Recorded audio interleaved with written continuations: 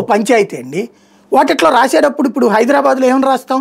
హైదరాబాదు మియాపూర్, అంతే కదా. ఇప్పుడు ఇక్కడ అమరావతి విజయవాడ అని రాస్తామా? లేదే, విజయవాడనే రాస్తాం, అంతే కదా. అక్కడే కదా కన్ఫ్యూజను. అంటే చట్టబద్ధత చట్టబద్ధత తేవడం అనేది ముఖ్యం. నెంబర్ 1, ఆయన ఆ మొక్క చెయ్యకుండా స్టేట్మెంట్లన్నీ కూడా పేపర్ వాళ్ళని సంతృప్తిపరచడానికే.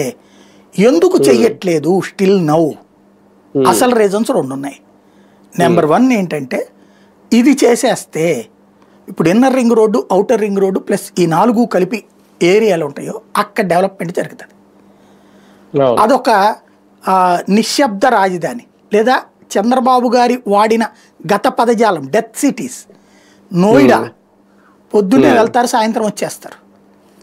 నయారాయ్పూర్ పొద్దున వెళ్తారు, సాయంత్రం వెళ్ళిపోతారు ఇంటికి. అట్లాగే గాంధీనగర్ గుజరాత్లో రాజధాని, అక్కడ పొద్దున వస్తారు, సాయంత్రం వెళ్ళిపోతారు. సాయంత్రం వెళ్ళేటప్పుడు ఈ చీకటి ఇదే ఖాళీగా ఉంటుంది ఏరియా, రాజధాని. ఈ ముక్క 2015-16లో చంద్రబాబు గారు మనందరికీ చెప్పారు, నేను కూడా ఉన్నాను ఆ రోజున. డెత్ సిటీలు కానీ ఇవని చెప్పేసి. మరి ఇవాళ డెత్ సిటీ అవుతుంది కదా ఇప్పుడు అక్కడ. అట్లా ఉంటే అలా కాకుండా ఉండాలంటే అక్కడ జనావాసాలు ఉండాలి. అలా కాకుండా